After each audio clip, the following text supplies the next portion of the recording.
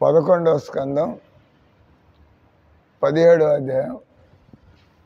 కృష్ణుడు ఉద్ధవుడికి వర్ణాశ్రమ పద్ధతిని వివరించుట. 33వ శ్లోకం. స్త్రీనాం నిరీక్షణాం స్పర్శ సంలాపక్షలనాదికం ప్రాణినో మితిని భూతాన్ అగృహస్థో గ్రతస్థితేత్. ఇక్కడ వర్ణాశ్రమ ధర్మం అంటే బ్రహ్మచారులు, గృహస్థులు, వానప్రస్థులు, సన్యాసులు, తర్వాత బ్రాహ్మణులు, క్షత్రియులు, వైశ్యులు, శూద్రులు, ఎవరు ఏ విధంగా జీవిత ఉద్దేశాన్ని భగవంతుడు మానవ జన్మించిన తర్వాత మనకి ఒక సంపూర్ణ సమాధానం, జీవిత సమస్యలన్నిటికీ సమాధానం చేసుకునే పద్ధతిలో అవకాశం ఇచ్చాడు ఆయన. దానికి ఎలా తయారవ్వాలా, దానిలో భాగంగా ఈ సంసారంలో మామూలుగా ఎవరికైతే ఆత్మజ్ఞానం ఉండదో, ఎవరికైతే సాధన బలం ఉండదో, ఎవరైతే భగవంతుడు ఇచ్చినటువంటి లక్ష్యాన్ని, భగవంతుడు మనుషులకి ఇచ్చినటువంటి నువ్వు మానవ జన్మ పొందావు కాబట్టి అథాతో బ్రహ్మ జిజ్ఞాస, నువ్వు మానవ జన్మ అథాతో అంటే ఇప్పుడు నీకు మానవ జన్మ దొరికింది కాబట్టి ఇప్పుడు నీకు అర్థమవుతుంది చావుని తప్పించుకోలేవని. కాబట్టి ఇక్కడ మనం ఏం చేసినా కూడా దుఃఖాలని తప్పించుకోలేవు, చావుని తప్పించుకోలేము, దుఃఖాలు తప్పించుకోలేము. ఆ తర్వాత మానవ జన్మ దొరికింది కాబట్టి, తర్వాత మానవ జీవితంలో అవకాశం ఉంది కాబట్టి, అవకాశం ఉంది కదా మానవులకు భగవంతుడు తెలివితేటలు అవకాశం కాబట్టి అది ఏం చేయమంటున్నాడు, బ్రహ్మ జిజ్ఞాస. అసలు దేవుడు ఉన్నాడా, దేవుడు ఎవరు, ఆయన ఎందుకు పుట్టించాడు మనల్ని, ఇక్కడ ఎందుకు ఇన్ని ఇబ్బందులు పెట్టాడు, ఇబ్బందులు లేని వాళ్ళు ఎవరు ఉన్నారా ఇక్కడ, ఇబ్బందులు లేని వాళ్ళు ఎవరు ఉన్నారా ఇక్కడ ఈ భూమి మీద, అందరికీ ఏదో రకం. దానికి మనం సమాధానం చేసుకోవాలి. సమాధానం ఏంటంటే ఈ సంసారం నుంచి బయటపడ్డం ఎలా, చనిపోతే బయటపడ్డట్టు లెక్క కాదు, చనిపోతే మళ్ళీ తిరిగి వస్తాం అన్నాడు కదా భగవద్గీతలో ఆయన. జాతస్యహి ధ్రువ మృత్యు, పుట్టినవాడు చావక తప్పదు, చనిపోయినవాడు పుట్టక తప్పదు, ఎవడు తప్పించుకునేదేం లేదు. మనం ఏదో చనిపోతే అయిపోయింది, పీడ వదిలింది, అప్పుల బాధ అంతా వదిలిపోయింది, లేదా మన బాధ్యతలన్నీ కూడా వదిలిపోతున్నాం, ఎక్కడికి పోయేదేం లేదు, మళ్ళీ వచ్చి అన్నీ పూర్తి చేసుకోవాల్సింది. అది ఏ విధంగా అంటే మీరు 20 ఏళ్ల క్రితం మీరు ఒక నేరాన్ని చేస్తుంటారు.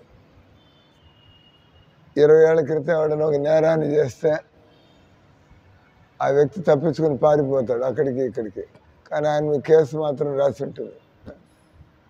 సో మళ్ళా దొరకంగానే కేసు, అప్పుడు మీ వయసు ఏమన్నా కావచ్చు, అప్పుడు మీరు వేసుకున్న గుడ్డల రంగు ఏమన్నా కావచ్చు, అప్పుడు మీ స్వభావం కూడా ఏమన్నా కావచ్చు. మీరు అంతకుముందు హత్య చేసి పారిపోయారు, ఆ తర్వాత మీరు ఇంక ఇట్లాంటి పనులు చేయకూడదు, మారిపోయారు, అంత బాగానే బతుకుతున్నారు. కానీ అది పాయింట్ కాదు. అక్కడ మీరు చేసే నేరంగానే ఉంటుంది, దానికి చట్టం ప్రకారం అనుభవించాలా. సార్ 20 ఏళ్ళు అయిపోయింది, నేను చక్కటి మహాత్ముడిలాగా బతుకుతున్నా, అది ఏదో తవ్వుతున్నారు కదా, అన్నీ తవ్వుతున్నారు. ఇందిరాగాంధీ చేసినవన్నీ ఇప్పుడు తవ్వుతున్నాం, చచ్చి పోయి 25 ఏళ్ళు అవుతుంది. అన్నీ తవ్వి రాజ్యాంగాన్ని ఏ విధంగా పూర్తిగా నిరంకుశంగా మార్చేసింది. పార్లమెంట్ ద్వారా కూడా కాకుండా ఎమర్జెన్సీ పెట్టేసి మార్చలేని విధంగా మళ్ళీ దాన్ని మార్చాలని మళ్ళీ పార్లమెంట్ అంతా కూర్చోవాలి అక్కడ. కానీ ఎవరికి మెజారిటీ లేదు, ఎవడు మారుస్తాడు ఆ చట్టాన్ని అంటే కదా. అది పూజా స్థలాల చట్టం కావచ్చు, అది మైనారిటీలకి రిజర్వేషన్ చట్టం కావచ్చు, అది వాకఫ్ బోర్డు చట్టం కావచ్చు, రకరకాల చట్టాలు మార్చి పారేసి అంత ముస్లింలకు అనుకూలంగా చేసి పోయింది. ఇప్పుడు వీళ్ళు కలబెడతారంటే రాజ్యాంగం ప్రకారం ఇట్లా జరుగుతూ ఉంటాయి పనులు. అవి వాకఫ్ బోర్డు ఎందుకు పెట్టారు అది అడిగేవాళ్ళు లేడు. ఇది చట్టం ఉంది అక్కడ, అది మార్చిన తర్వాత మాట్లాడండి, అందరూ సమానం కదా అని. అంటే రాజ్యాంగంలో ఉంది. ఏం దుర్మార్గం చేసింది, ఎందుకు పెట్టింది తర్వాత విషయం. మొత్తం రాజ్యాంగాన్ని ఎవరైనా రక్షించాలంటే చట్టం మార్చాల్సి వస్తుంది. మళ్ళీ మార్చి ఆ తర్వాత కోర్టులకు నోటీస్ ఇవ్వాలి, ఈ విధంగా పనిచేయండి పేరుకి. అంత గందరగోళంగా ఏంటంటే 25 ఏళ్ల క్రితం ఇందిరాగాంధీ ఎమర్జెన్సీలో రాజ్యాంగ విరుద్ధంగా ఇవన్నీ రాసి పారేసి దీన్ని మార్చడానికి లేదని కూడా పెట్టింది. అదే ఇప్పుడు మీరు దాన్ని అది చేసినంత తప్పే. దాన్ని సరి చేయాలంటే మీరు లేదా చాలా పెద్ద తప్పు చేస్తుంది కాబట్టి దీన్ని సరి చేయాలంటే ఒకటికి అది తప్పు అనిపిస్తే ఒకటికి ముస్లింలకు అంతా తప్పు అనిపించటం. కొంతమంది ఒప్పుకుంటారు, కొంతమంది అంత గందరగోళం. కాబట్టి మొత్తానికి రాజ్యాంగాన్ని మళ్ళీ పార్లమెంట్ ద్వారానే మార్చాలి, అది పరిస్థితి కదా. అందుకని అనుభవిస్తున్నారు హిందువులు అన్నీ కూడా. వాళ్ళకి ఏమంటారు, ఆ కారణంగా హిందువులు వాళ్ళ యొక్క హక్కులు కోల్పోయి బతుకుతున్నారు. అదే రకంగా మనం ఇప్పుడు భగవంతుడు కొన్ని చట్టాలు పెట్టాడు. మనుషులు ఏ మనిషి ఏ విధంగా బతకాల, బ్రహ్మచారులు ఎట్లా బతకాలా, బ్రాహ్మణులు ఎట్లా బతకాల, గృహస్థులు ఎట్లా బతకాల, తర్వాత క్షత్రియులు ఎట్లా బతకాల, వానప్రస్థులు ఎట్లా బతకాల, వైశ్యులు ఎట్లా బతకాల, బ్రాహ్మణులు ఎట్లా బతకాల, శూద్రులు ఎట్లా బతకాల, సన్యాసులు ఎట్లా అని ఈ చట్టాలన్నీ ఉన్నాయి. ఆ చట్టాలు మనం పాటించినట్లయితే మనం చావు పుట్టుకల్లోనే పడి తిరుగుతూ ఉండాలి. ఎందుకంటే ఆ చట్టాలను పాటించినప్పుడే మన మనస్సు నెక్స్ట్ స్టేజ్కి పోతుంది. మనం నేరస్తులుగా బతుకుతుండే నేర్చుకునేది ఏముంది అంటే ఈరోజు శ్లోకంలో కృష్ణుడు ఉద్ధవుడికి ఏం చెబుతున్నాడు, ఎవరి గురించి చెబుతున్నాడు, వాళ్ళు ఎలా బతకాలని చెబుతున్నాడు. గృహస్థులు కానట్టి సన్యాసులు, వానప్రస్థులు, బ్రహ్మచారులు ఎవరైతే పెళ్ళాం బిడ్డలతో ఉంటున్నారో వాళ్ళ కోసం కాదు, మిగతా వాళ్ళు ఎవరంటే సన్యాసులు, వానప్రస్థులు, బ్రహ్మచారులు. వాళ్ళు స్త్రీలను వాళ్ళని భోగ దృష్టితో చూచుట, ఆడవాళ్ళని అందంగా ఉందా లేదా ఇవేంది అదన్నీ ఇవన్నీ మనం సన్యాసులు, వానప్రస్థులు, బ్రహ్మచారులు ఆ విధంగా ఆ దృష్టితో స్త్రీలను చూడకూడదు. స్త్రీలను చూడడమే నిషేధించబడితే ఇంకా తాకడం అదే వాళ్ళతో అంటే మనకి ఎక్కడైతే ఆకర్షణ, చిన్నపిల్లకాయలు ఉంటారు, మనం చూస్తూ ఉంటాం, చిన్నపిల్లకాయలు ముద్దుగా ఉంటారు. ప్రతి ఒక్కరు వాళ్ళ దగ్గర కూర్చొని ఒళ్ళో కూర్చోబెట్టుకోవడం, మాట్లాడడం. ఎందుకంటే ఆ పిల్లకాయలకు బుల్లి మాటలు తిరుగుడు చూసి అందరికీ పిల్లాడిని చేతిలోకి తీసుకోవాలి. పిల్లవాడిని కాపాడడానికి భగవంతుడు ఈ ప్రపంచంలో మనుషులకి ఇచ్చినటువంటి దాన్ని ఏమంటారు మానసికత. ఎవరి పిల్లలతో పాపం పిల్లాడు ఎవడి పిల్లాడైనా కావచ్చు. ఆఖరికి పంది పిల్లలు కానీ కుక్క పిల్లలు కానీ రోడ్డు కింద ఉంటే దాన్ని అట్టట జనాలు చూసి దానికి ఏం తెలియదు కాబట్టి ఎదిగినటువంటి పంది అయితే అదే పారిపోతుంది. కానీ పంది పిల్లలు కిక్కి అటు తిరుగుతూ ఉంటుంది, వాడు బండి ఎక్కిచ్చేస్తాడు. అంటే ఏం చేస్తే మామూలుగా అందరికీ పంది పిల్ల ఆపుతాడు, ట్రక్ ఆఫ్ చేస్తాడు, దాని దాన్ని కోడి పిల్ల ఆఫ్ చేస్తాడు. కోళ్ళు అయితే అవే పారిపోతాయి. ఆ రకంగా భగవంతుడి సృష్టిలో ఈ చిన్న పిల్లలు అంటే జంతువుల పిల్లలు కావచ్చు, మనకి మనసొప్పదు కదా. ఏ ఏ విధమైన మానవత్వం ఉన్నా కూడా చిన్న చిన్న పిల్లల్ని చంపడానికి బలి పిల్ల ఏదో ఉంటుంది, తప్పని మనం దాన్ని చంపేము, తీసట అది పక్కకు పారేస్తాం. అదే మనసొప్పదు. అదే కుట్టే చీమలు దోమలు అయితే బాగా చంపుతాం, ఎందుకంటే వదిలిపెడితే ఇక్కడ వాళ్తుంది, అదే వెనకాల వాళ్తుంది, అంటే ఇక్కడ వాళ్తుంది, చంపి పారేస్తుంది. ఒకే దోమ ఉందంటే అది మిమ్మల్ని గంటలు గంటలు ఇబ్బంది పెడుతుంది. దాని పాప ఎందుకు చంపాలని అంటే అది అక్కడ ఊరుకుంటుంది, అది వెనక్కి అక్కడ వాళ్తుంది, మీ చేయి కూడా పోదు అక్కడికి. కాబట్టి మీ మానహాని, మీ ఆత్మరక్షణ కోసం ఎప్పుడైనా ఈ చీమల్ని వాటిని చంపాల్సి వస్తుంది, ఏదో దోమల్ని, తప్పేం లేదు ప్రదేశాన్ని శుభ్రంగా ఉంచుకోవడానికి. ఏదైతే మీకు హాని చేయదో అటువంటి వాటిని మామూలుగా మంచి స్వభావం ఉన్న వాళ్ళు చంపదలుచుకోరు, తీసి బయట పారేయాలి, దాని బతుకు దాన్ని మన బతుకు మన. ఎందుకంటే ఎదిగినటువంటి మనుషుల్లో ఆ భగవంతుడు తెలివితేటలు ఇస్తాడు. నువ్వు దాన్ని అనవసరంగా చంపితే నీకు కూడా దాని రియాక్షన్ ఉంటుంది. కాబట్టి తినడానికి చంపడం ఇంకెంత తప్పది. మనం మామూలు ఈ విషయాలను ఆలోచిస్తున్నాం. కొంతమంది పని పెట్టుకుని గొర్రెలు తింటూ ఉంటారు. మీరు కూడా తింటారేంది? మీరు కూడా తింటారేంది మాంసాహారం? నిజమేనా? గుడ్లు చేపలు మాంసం తింటారా అన్నారు. ఇప్పుడు లేదు, అదే అది చెప్పాలి కదా. ఇప్పుడు లేదంటే ఇంతకుముందు తిన్నారు. అదే కదా, నేను దాచిపెట్టుకోవడం అంటారు. తినేవాళ్ళంతా ఇప్పుడు తింటలేదన్నారా? ఆయన దీన్ని అనేది నేరం చేశాడు, అది ఒప్పుకోవటంలా. ఇప్పుడు తింటలేదంటే ఇంతకుముందు తినలేదు, ఇప్పుడు తినకపోతే ఇంతకుముందు తిన్నట్టు కాదా ఏంది? ఇంతకుముందు తిన్నట్టే కదా, అటు ఒప్పుకోవాలి. అటు ఇప్పుడు దాని రియాక్షన్ కూడా ఉంటుంది. ఆ రియాక్షన్ పోవాలంటే ఏం చేయాలి? ఇప్పుడు తింటలేదు మంచిదే. ఎందుకు తింటలేదు? ఇప్పుడు ఎందుకు తింటలేదు? ఆమె మానేసింది, మీకేమైంది? మీరు ఆపు చేశారు అందరికీ. గుడ్, హరిబోల్ అన్నాడు. మీ అమ్మాయి మిమ్మల్ని ఉద్ధరించింది, మీరు ఆమెకి నేర్పించాల్సింది పోయి ఆమె నేర్చుకుని వచ్చి మీకు చెబుతుంది. పరిస్థితి కలికాలం. ఇప్పుడు ఎక్కడ ఉంటారు మీరు? బెంగళూరులో ఉంటారా, ఎక్కడ ఉంటారా?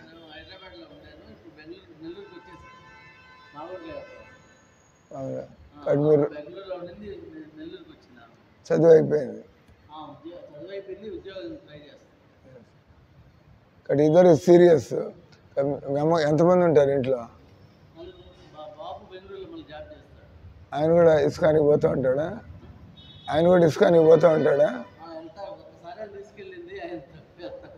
ఆయనకి ఇంట్రెస్ట్ ఉందా లేదా? కానీ మాంసాహారం తింటాడు, అది మాత్రం ఆపు చేసి.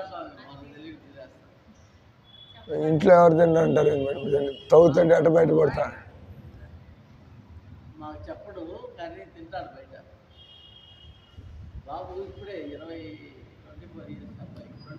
ఏమకంటే చిన్న అంటే ఇక్కడ చెప్పుకుంటుంది అది. మనం 2 పాయింట్లు బయటకు వచ్చాయి ఇక్కడ చదివేదాన్ని బట్టి. వెనకాల చేసిన నేరాలకి ప్రాయశ్చిత్తం ఏంది? ఇది మీకు చెప్పాం కదా, 20 ఏళ్ల క్రితం చేశాం కాబట్టి ఇంక మర్చిపోండి సార్ అంటే ఒప్పుకోరు. అంతా తవ్వాల్సిందే. ముఖ్యంగా భగవంతుడి దగ్గర ఎవరూ తప్పించుకోలేరు. ఆమెకు ఎక్కువ అవసరం, మీకు ఎక్కువ అవసరం. ఎవరు ముందు వస్తారు మామూలుగా? మీ ఇద్దరు వయసులో ఎంత తేడా ఉంది? ఇద్దరు వయసులో ఎంత తేడా ఉంది? అదే మీకు 56. అంటే మామూలుగా పద్ధతిలో దేవుడి దయ వల్ల ప్రమాదాలు జరగకపోతే ముందు ఎవరు చనిపోతారు? తండ్రి, తర్వాత కూతురు, అనే కదా. కాబట్టి ఈ ప్రాయశ్చిత్తం చేసుకోవాల్సిన అవసరం ముందు ఎవరికి ఉంది? మీకు. అదే కాబట్టి మీరు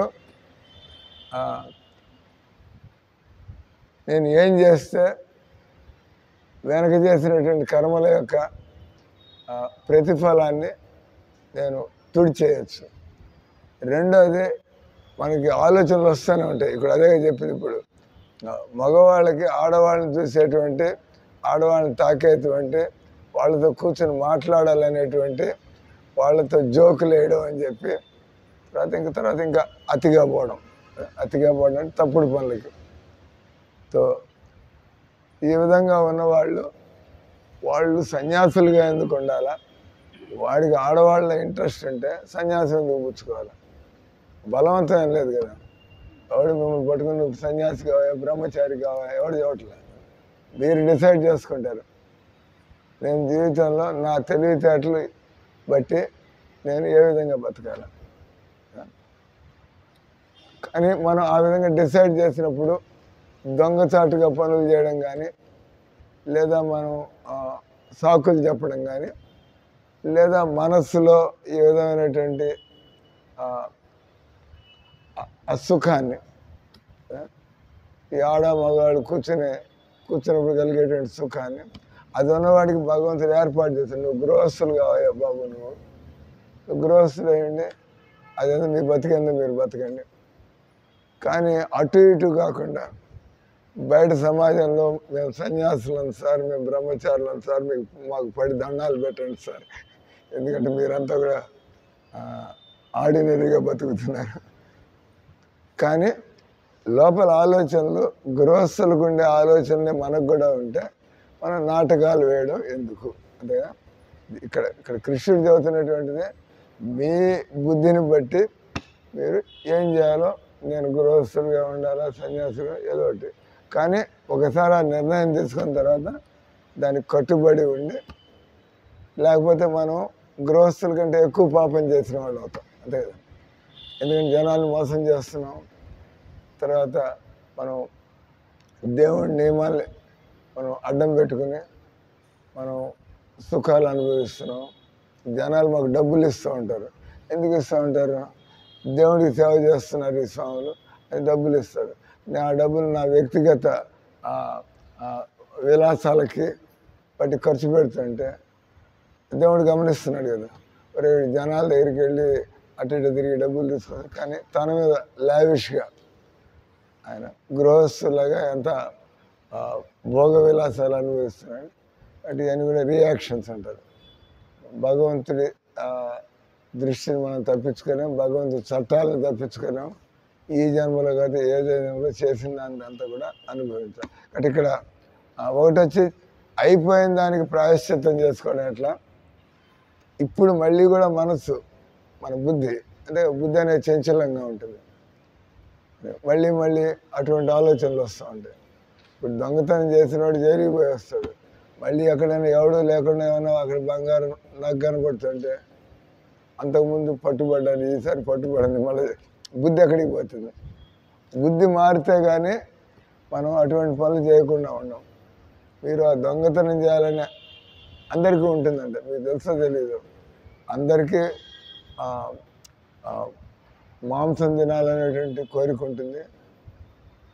కొంతమంది ఇట్లంత జ్ఞానాన్ని పొంది నేను దాని జోలికి పోకూడదు, అలాగే మత్తు పదార్థాలు సేవించాలని, అందరూ కూడా ప్రపంచంలో సుఖంగా ఉండాలి.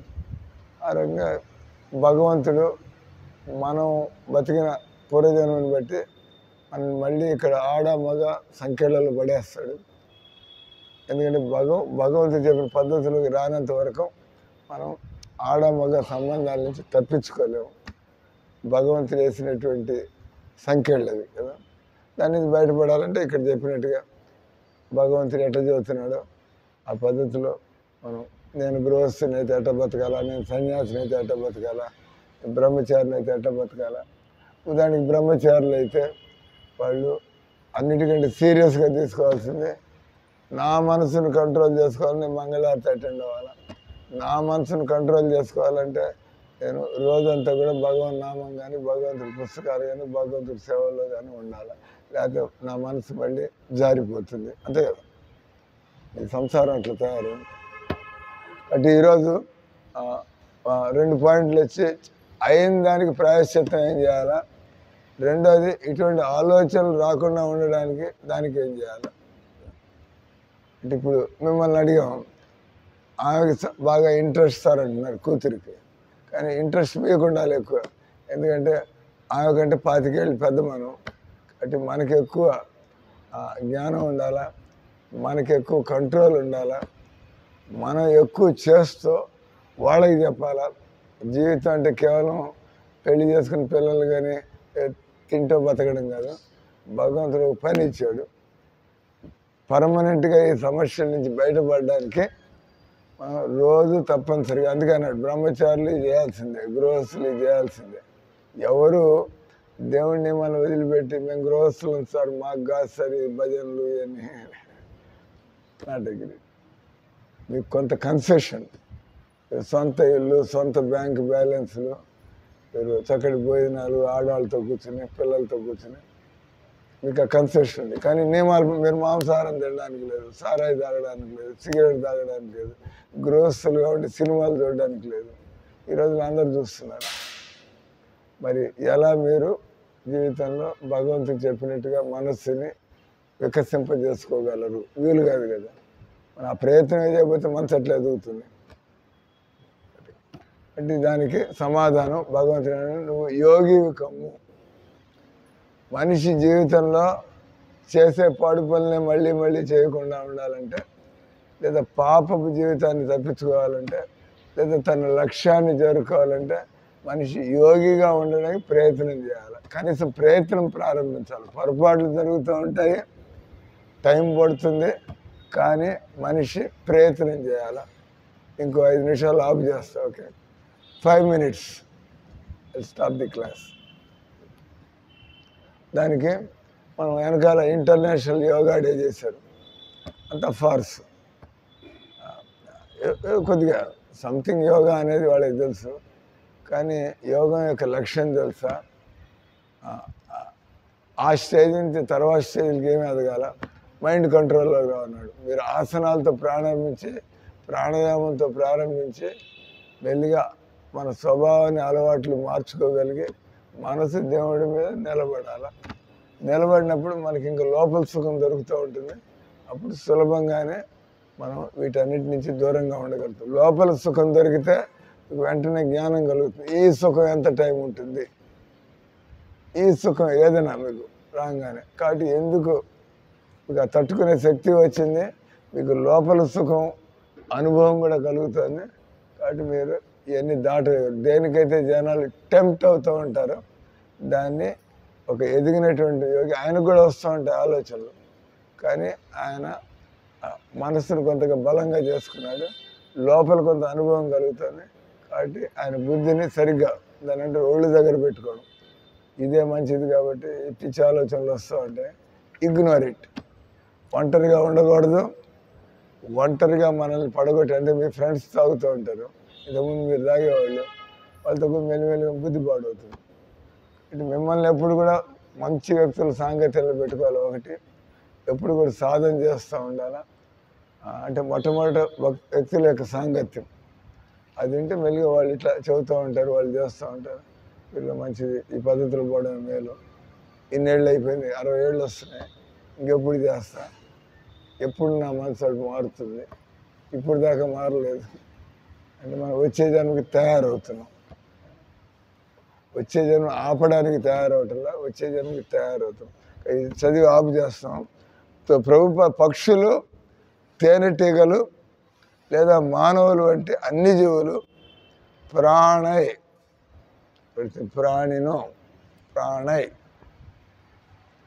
అన్ని ప్రాణులు కూడా, అంటే ఈ బలహీనతలు అనేటువంటి మనం ముందరలో చెప్పుకున్నట్టుగానే శరీరాన్ని పొందిన వాళ్ళందరికీ కూడా ఈ శరీరాన్ని మనం తిన్నగా మనం భగవంతుడి లోకం నుంచి ఆది శంకరాచార్యులాగా లేదా ఈ ప్రభుపాదులాగా ఆయన ఈ పని కోసం వచ్చాడు. కాబట్టి వాళ్ళలో ఇట్లాంటి ఆలోచనలు, ఆయన టీ తాగాలని, అది చూడాలి, వాడికి ఏమి ఉండదు ఇలాంటి, ఆయన పుట్టింది వేరే. కానీ మనలాంటి వాళ్ళు అలా తయారవ్వాలి. కాబట్టి మనం ఈ నియమాలన్నీ పాటించాలా, సాధన చేయాలి. ఎక్సెప్షన్, భగవంతుడు అప్పుడప్పుడు ఈ భూమి మీదకి రామానుజాచార్యులు, మధ్వాచార్యులు, ఆది శంకరాచార్యులు వాళ్ళు కూడా మనలాగా వచ్చినట్టు కనిపించారు. కానీ వాళ్ళకి ఎప్పుడు ఇలాంటి బలహీనతలు కానీ ఇలాంటి ఆలోచనలు కానీ వాళ్ళు ఏ పనికి వచ్చారో ఆ పని చేయడానికి చేసుకుని పోయారు. కానీ మనలాంటి వాళ్ళు ఏ విధంగా సాధన చేయాలా? ఎందుకంటే అందరిలో కూడా అన్ని జీవుల్లో కూడా దాదాపు నానా విధములకు సంభోగ ఆచార కర్మలకు ముందే సంభోగ క్రియ జరుగుతుండును. అంటే మనం ఆడవాళ్ళతో కలవడానికి ముందే మనసులో ఆలోచనలు వస్తూ ఉంటాయి. మానవ సంఘంలో అన్ని రకముల వినోదాలు, నవలలు చదవడం కానీ, మనం అశ్లీల సంగీతం వినడం కానీ, సినిమాలు చూడడం కానీ, హోటళ్ళకి పోవడం కానీ, అంటే వినోద స్థలాలు, విహార కేంద్రాలు, పార్కులకు పోయి పిక్నిక్లకు పోవడం, ఇవన్నీ సంభోగ వాంఛను ఉద్దీపించడానికి ఇవన్నీ కూడా అంటే మన తోస్తూ ఉంటాయి. మెల్లి అట్టట మనం ఏదో మామూలు అనుకుంటున్నాం, మెల్లిమెల్లిగా అది మన మనసుని బంధించేస్తుంది.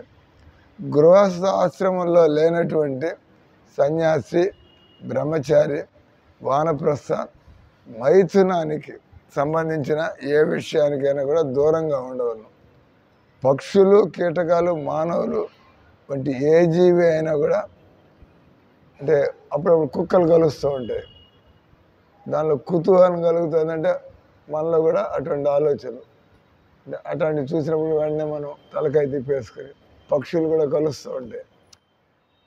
గమనించడం ప్రారంభమవుతుంది మనలో మళ్ళీ ఆ పాత అలవాటు మళ్ళా బలపడడం ప్రారంభం. అందుకని అన్నాడు ఎప్పుడు ఎవరైతే ఈ విధంగా ఈ ప్రేమికులు తిరుగుతున్నారో వాళ్ళని చూస్తూ ఉండడం ఇలా మనలో కూడా చెత్త ఆలోచన. వీక్షించరాదు. పురుషుడు స్త్రీతో పరిహసించినప్పుడు ఒంటరిగా ముఖ్యంగా ఒక సన్నిహితమైన వాతావరణం అచ్చటి నెలకొను. బ్రహ్మచర్య సాధన చేయగోరు వారు ఇటువంటి తప్పిదాలకి దూరంగా ఉండవలను. అటువంటి కలాపములు అనురక్తుడైనచో అతడు ముందు వెనక అజ్ఞాన అంధకారంలో అంటే దాన్ని ఏమంటారు యావత్ అర్ధ ప్రయోజనం, అందరి ముందు అవసరం ఉన్నంత వరకు, లేకపోతే ఆడాళ్ళు మగాళ్ళు ఎవరి పనులు వాళ్ళు చూసుకోవాలి అనేది ఈరోజు యొక్క ఈ శ్లోకం యొక్క ఉపదేశం. ఆడ మగ అన్నవాళ్ళు వాళ్ళు అవసరం ఉన్నంత వరకే అంటే ఏదైనా పనులు తప్పదు, లేకపోతే ఎవరి బతుకులు వాళ్ళు అన్నట్టుగా వాళ్ళు ఉంటూ వాళ్ళ సాధనలో వాళ్ళు సంలగ్నులై ఉండాలి. హరే కృష్ణ హరే కృష్ణ కృష్ణ కృష్ణ హరే హరే, హరే రామ